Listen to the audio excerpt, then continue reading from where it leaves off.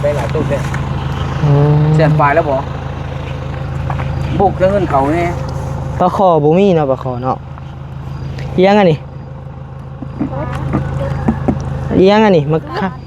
ขายเบิ่งดูปิดไว้คักแท้มันสิบ่ตายบ่ตายแล้ว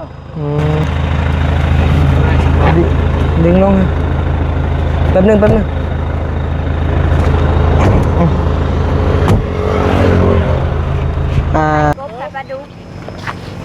ถ้าได้ปลาดุกนี่50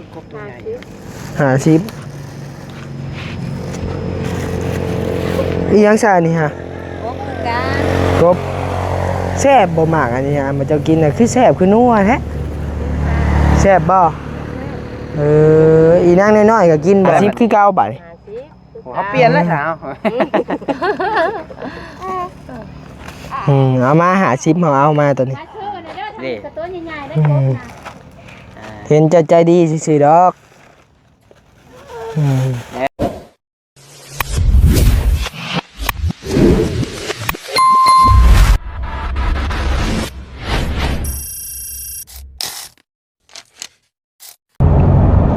ไปพี่น้องเอ้ยเดี๋ยววันนี้สิมาแวะเบิ่งตลาดก่อนนะพี่น้องเนาะจักเล็กจักน้อยพี่น้องเอ้ยว้านั่งขายนอนขายพี่น้องเอ้ยมีอีนาง2อีนาง3อีนางบ่แม่นได้แม่แล้วได้น่ะบ่แม่นแม่แล้วบ่แม่นบ่ตัวเวิร์ดหน่อยเนาะเอาคนในบ้านแม่แล้วบ่น่ะบ่มาเป็นหมู่บ่คือนอนคายคักเลยมันจะถ่ายนี่เด้อลงไปบ่น้อยลงมาเนี่ยลงมาเอาหมูนะลุงมาต่อราคาเนี่ย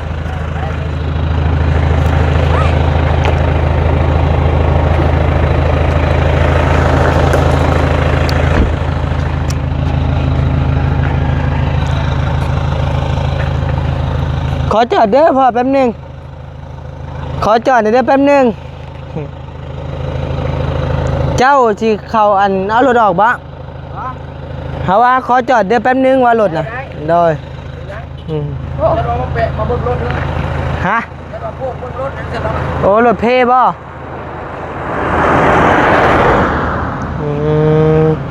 ขายไปเลยเฮ้ยโอ้ยขึ้นไว้เอียนโอ้ยปลากบปลาคอมีบ่ปลาคอ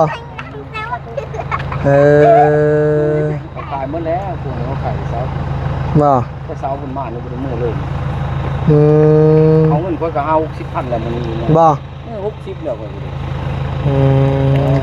ก็ได้ดอกตีอยู่ปีนว่ะแม่จะบ่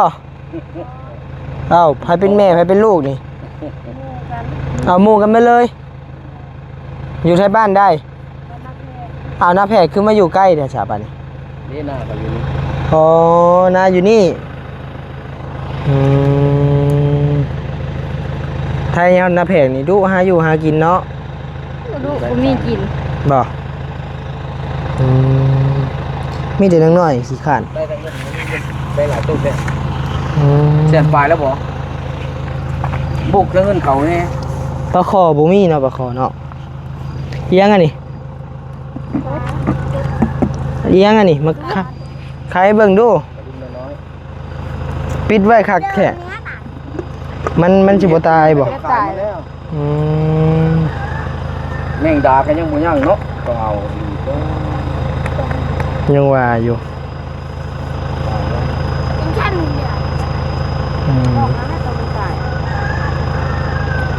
ปิดพาไว้ก็ตายแหละมันบ่ปิดพาบ่ตายได้ฮะ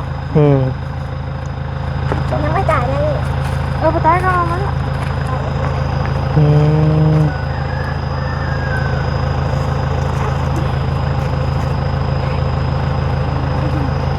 เห็นได้ป่ะดิ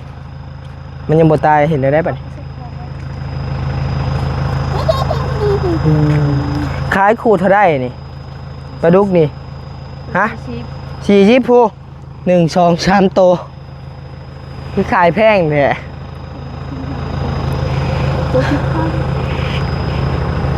ได้แล้วจ้ะอยากได้ปลาคอมาปะขอบใจหลายๆเด้อ อืมเลยได้ซะเนาะบ่มีปลาคอซับ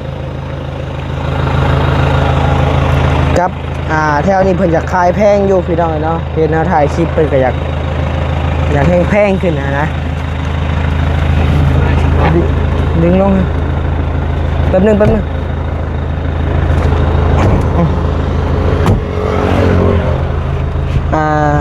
ลาดุก3โต4โต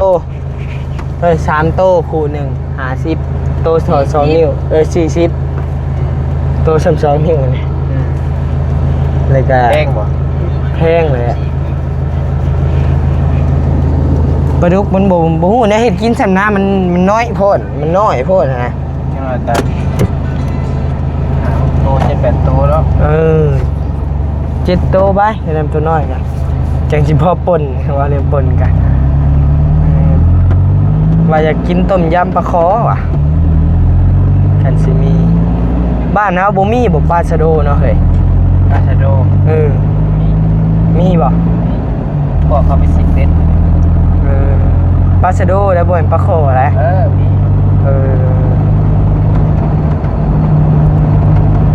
บอกเขาไปสิเด็ด ได้ ถามบอกสิเด็ดว่าเขาเอาไปขายไปค้าก็มีไปรอบบนตลาดแรกไว้ ได้ป้าพี่น้องจังหวะกันป้ามาเบิ่งอยู่นี่ก่อนพี่น้องเลยมียังขายนี่ป้าลงลงหน่อย น้องไง ใหญ่น้อยลงไปลงไปนำกันเมื่อดิป้ามียังขายยังขายกบขายปลาดุก ถ้าได้ปลาดุกนี่50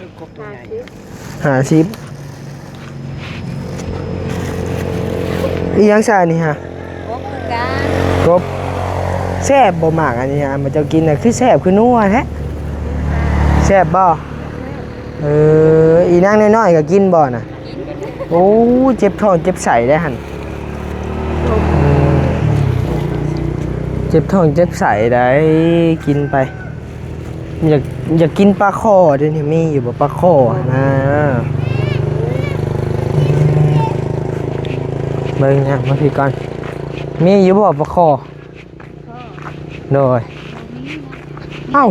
คือว่าฝนตกบ่คักๆบ่มีปลาคอ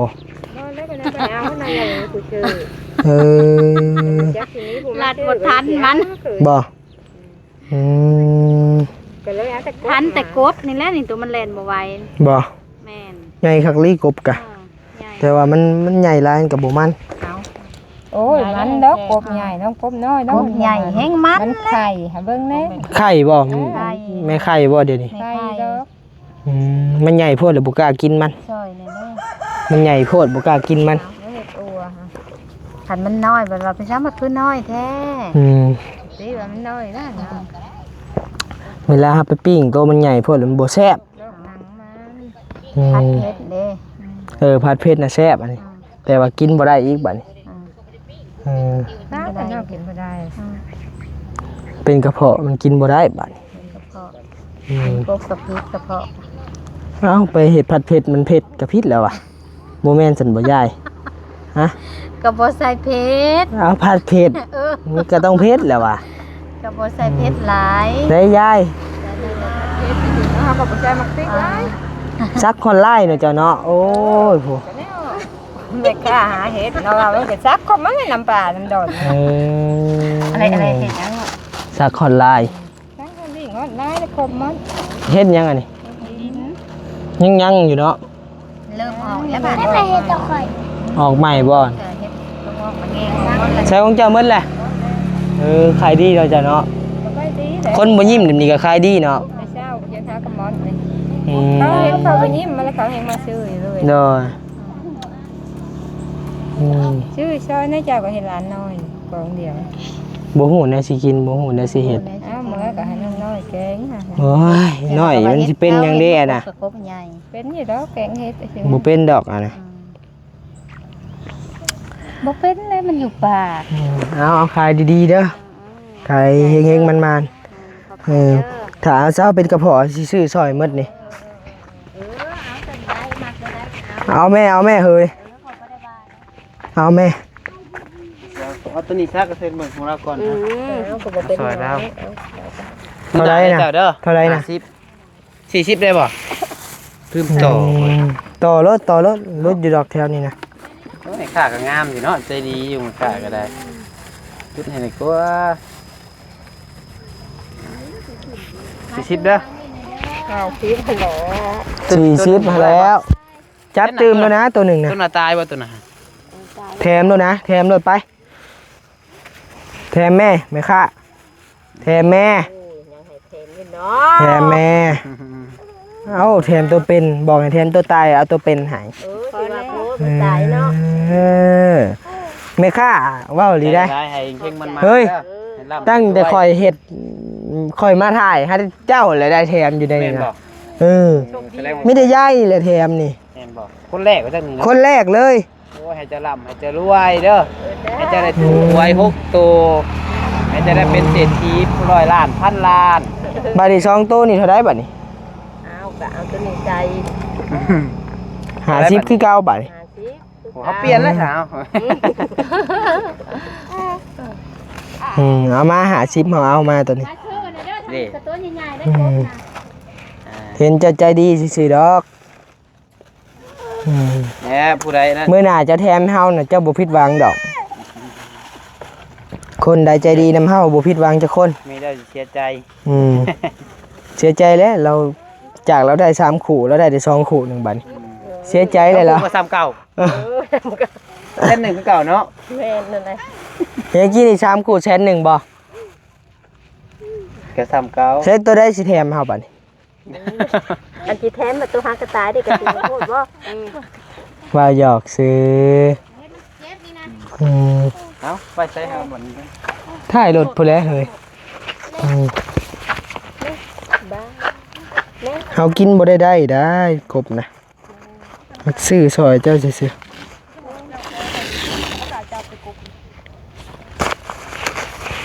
เรากินกบไม่ได้เราเป็นกระเพาะ อยากนอนบ่ มาทอนมาเงินนะทอนเงินให้เฮาเนี่ยโอเค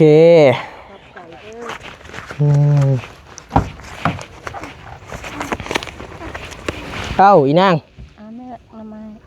น มมืองามๆนมมืองาม นบมือดู พอไปทำตัวเช้า ๆเอ้า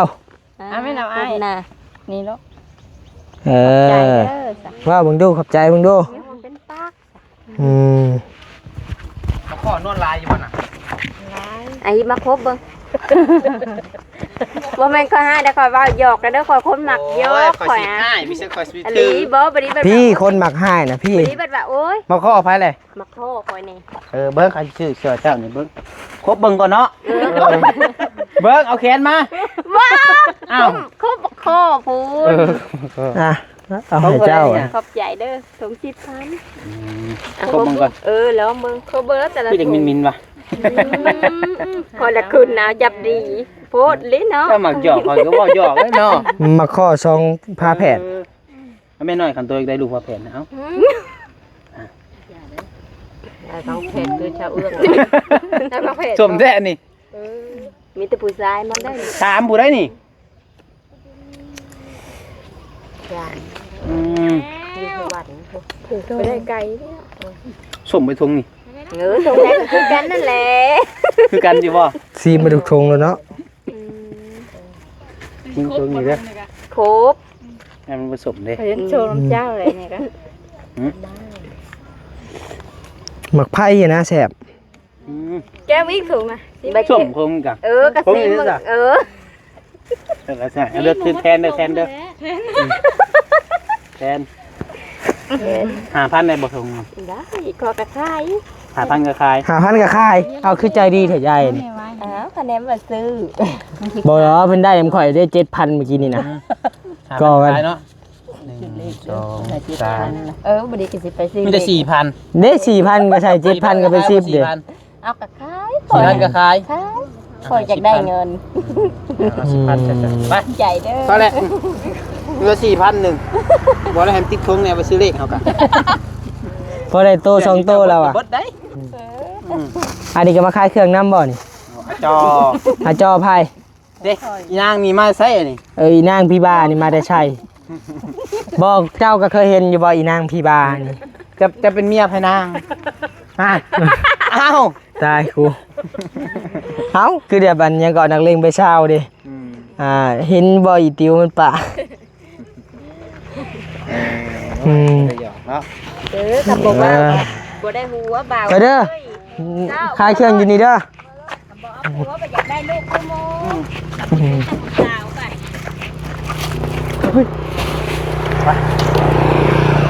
เมื่อไปหาถอดตู้นี่ออกอ่ะน้อยอยู่นี่เด้อน้อยเด้ออยู่นี่แล้ว